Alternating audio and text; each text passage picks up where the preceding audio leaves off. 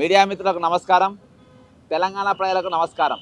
ఈరోజు హైదరాబాద్ బాధితులు కూలిపోయిన ఇండ్లకు చట్టబద్ధత లేకుండా అక్రమంగా వాళ్ళ ఇల్లు కూల్చేయడంలో ఆ కూలిపోయిన ఇండ్లకు అక్కడ ఉన్న మట్టి దిబ్బెలకు ఇటుక దిబ్బెలకు ఈరోజు ప్రభుత్వ బ్యాంకులకు ఈఎంఐలు వాళ్ళ ఖాతాలకు వెళ్ళి జీతాలు పడంగానే కట్ చేసుకునే పరిస్థితి ఈరోజు నెలకొన్నది. ఈరోజు ఈ విధంగా చాలామంది కుటుంబాలు ఈరోజు చిన్న భిన్నం అయిపోయినాయి. ఆర్థికంగా వాళ్ళు బిలో పావర్టీ లైన్కి వచ్చేసే పరిస్థితి వచ్చింది. తెలంగాణ ఏర్పడ్డాక ఇప్పటికి దాదాపు ఈ భూసేకరణ వల్ల హైడ్రా వల్ల 2 లక్షల మంది అబవ్ మిడిల్ క్లాస్ ఉన్నోళ్ళు ఈరోజు బిలో మిడిల్ క్లాస్కు మరి ప్రభుత్వాలు మార్చిన పరిస్థితి.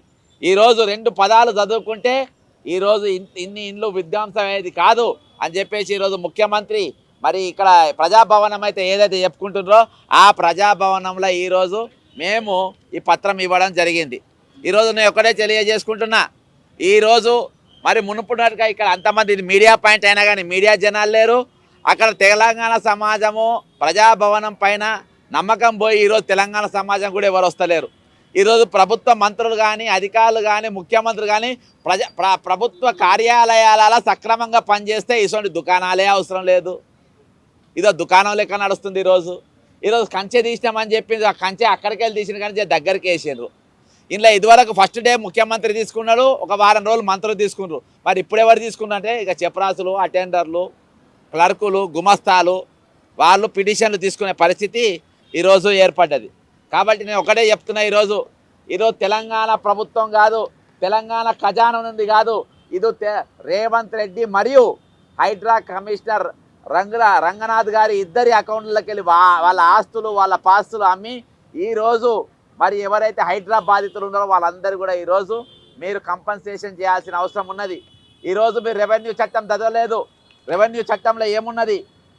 మీరిద్దరు కూడా ఈరోజు కమిషనర్ గారు ముఖ్యమంత్రి గారు మీరిద్దరు కూడా బాలశిక్ష బడికి పోండి. ప్రైమరీ స్కూల్కు లేకుంటే ఏదైనా కిండర్ గార్డెన్కు పోతే అందులో 2 పదాలు నేర్చుకుంటూ తెలుస్తుంది. ఆ 2 పదాలు ఈరోజు మీరు ఇద్దరు కూడా చదివితే ఈరోజు ఇండ్లు కూలేది కాదు. ఇది రెవెన్యూ చట్టం. ఈ రెవెన్యూ చట్టంలో ఏమున్నది?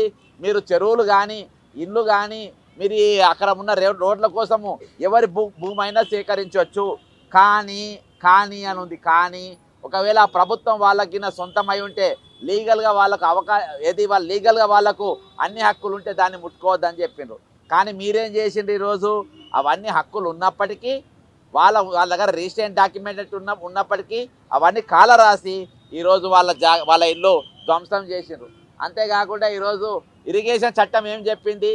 ఇరిగేషన్ చట్టంలో మీరు వాళ్ళ భూములు వాళ్ళ జాగాలు తీసుకోవాలనుకుంటే వారికి ల్యాండ్ ఎక్విజిషన్ యాక్ట్ ప్రకారం పైసలు కట్టాలన్నారు. ల్యాండ్ ఎక్విజిషన్ యాక్ట్ ప్రకారం పైసలు కట్టాలంటే మీరు ఏం చేయాలి? ఈరోజు మీరు ముందుగా వాళ్ళతోని ఒప్పుదల పత్రం తీసుకోవాలి, నో అబ్జెక్షన్ సర్టిఫికేట్ తీసుకోవాలి. తీసుకున్న తర్వాత వాళ్ళ పైసలు వాళ్ళకి ఇచ్చిన తర్వాత అప్పుడు వాళ్ళ భూముల పోవాలి. ఈరోజు ఒక మాఫియా లెక్క ఈరోజు ఈ 2 చట్టాలను కూడా హైడ్రా అనేది ఉల్లంఘించింది. హైడ్రా ఈ 2 చట్టాలను ఓవర్కమ్ చేసింది. ఈరోజు ఈ 2 చట్టాలను కాదు, ఇరిగేషన్ రెవెన్యూ కాదు, ఈరోజు మున్సిపల్ పవర్స్ను మరియు పంచాయతీ ఉన్న చట్టాలను 2 చట్టాలను కూడా ఓవర్టేక్ చేసి ఈరోజు హైడ్రా వచ్చింది. అంటే హైడ్రా అనేది ప్రభుత్వ సంస్థలను ప్రభుత్వ జీవోలను కాన్స్టిట్యూషన్ ఆఫ్ కంట్రీని మన భారత రాజ్యాంగాన్ని కూడా కాలం రాసి ఒక మాఫియా లెక్క మామూలు ప్రజల మీద పడి వాళ్ళ ఇండ్లు ధ్వంసం చేసిండ్రు. కాబట్టి దీనికి బాధ్యులు ఎవరు? ఈరోజు దీనికి బాధ్యులు ప్రభుత్వం కాదు, దీనికి బాధ్యులు లెజిస్లేషన్ కాదు, దీనికి బాధ్యులు తెలంగాణ ప్రజల పక్షాన మేము మా జేబులోకి వెళ్ళి పైసలు నష్టపరిహారం కూడా కుదరది.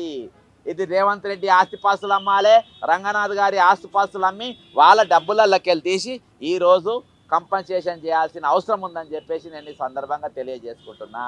వచ్చే రోజులలో వీలుగిలా దీనిపైన ఇట్నే చేస్తే ఈరోజు 2 జాగాల ప్రభుత్వం వెనకడిగేసింది. మొదటి అడుగు దేని మీద వేసింది? అదాని ఇచ్చిన పైసలు వాపసు పంపింది. అదాని జేబులకి వెళ్ళి ఎంఈఎల్ సిఎస్ఆర్ ఫండ్స్కి వెళ్ళి ఇచ్చిండు, చట్ట ప్రకారం ఇచ్చిన చెప్పుకునే మినిమం కామన్ సెన్స్ లేని చీఫ్ మినిస్టర్ తెలంగాణకు ఉన్నారు. ఆయన సిఎస్ఆర్ ఫండ్స్ 100 crores ఇక్కడికి ఇచ్చిండ్రు. ఆయన ఇచ్చింది కాంగ్రెస్ పార్టీ ఫండ్ కోసమో లేకుంటే నువ్వు వాడుకో కోసమో కాదు, అది చెప్పనికి చేత. కానీ ఒక దద్దమ్మ ఇక్కడ ముఖ్యమంత్రిగా ఉన్నాడు. 2వ పాయింట్, ఈరోజు ఏదైతే నిర్మల్ దిలావర్పూర్లో జరిగినటువంటి భూసేకరణ ప్రజలు మొత్తం తిరగబడితే అవును నేను అవివేకిని, నేను ఏదైతే కంపెనీ పెడదామన్న అవివేకమైన నిర్ణయం కాబట్టి నేను వాపసిస్తున్నా అన్నాడు. కాబట్టి దీనిపైన దానికంటే ఎక్కువ శాంటిటీ ఈరోజు వీటికి కూడా ఉన్నాయి. అక్రమంగా వీళ్ళ భూములు కూలగొట్టినావు, వీళ్ళ ఇల్లు కూలగొట్టినావు, వీళ్ళ నిరాశ్రయాలను చేసినావు, వీళ్ళ పిల్లలను ఆగం చేసినావు. కాబట్టి ఈరోజు వీళ్ళందరికీ చట్టబద్ధత ఇవ్వాలి, వీళ్ళందరికీ నష్టపరిహారం ఇవ్వాలి అని చెప్పేసి మీ తరఫున కోరుకుంటున్నా. ఖచ్చితంగా నేను దీన్ని పార్టీ అండ్ పర్సన్ నేను హైకోర్టులో నేను కేసు దాఖలు చేస్తా. దయచేసి హైదరాబాదితులు ఎవరున్నా కానీ నన్ను నా వాట్సాప్లో మీ డీటెయిల్స్ పంపండి. నా నంబర్ 9866323813. మీ డీటెయిల్స్ పంపండి. ఖచ్చితంగా చట్ట ప్రకారం కొట్టాడదాం. ఖచ్చితంగా ఈ 2 జీవోలు మీకే కాదు, ఈ జీవోలు హైడ్రా కమిషనరు ఆయన ఇల్లు కూడా ఇప్పుడు బఫర్ జోన్లో ఉన్నది, చెరువులో ఉన్నది. కాబట్టి ఆయన ఇల్లు కూడా ఈ 2 చట్టాల ప్రకారము ఆయన ఇల్లు కూడా మేము కాపాడుతాం. జై తెలంగాణ, అమరవీరులకు జోహార్లు.